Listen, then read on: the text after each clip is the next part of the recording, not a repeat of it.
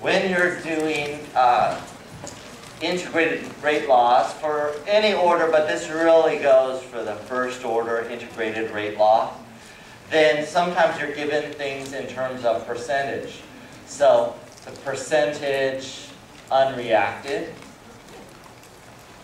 or the percentage decay, or the percent reacted, or consumed, left over, words of that nature, okay? So use your English skills, this is where I hope you took English, and find out which ones are similar. So unreacted and left over are the same, okay? That's how much we've got left. Reacted, I'll put, I guess, an X by it, is the same as consumed, and is the same as decayed. How much is gone, decayed, reacted, etc. Okay, so those with the similar markings are synonyms. So what does that mean?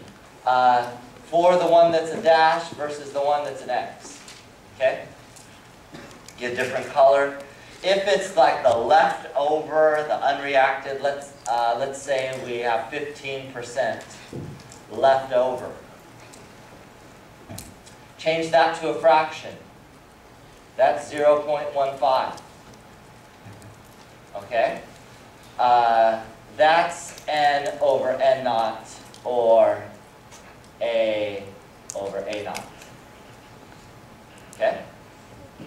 So A over A naught represents how much you have left over, because A is the top one, or N, the numerator, represents how much you have at time t. That must be the amount you have unreacted. And then the bottom one is just the initial. So this is really a fraction that represents how much you have left over or unreacted. Versus, so that, and this number would be 0.15 in this case. Versus the unreacted, let's say, again, it was 15%, change that to a fraction of 0.15, but you know this is not the decayed amount, it's the undecayed amount. So really, the number that you want to change this to is 1 minus 0.15, or 0.85, 85% is left over if 15% decayed or reacted and was consumed.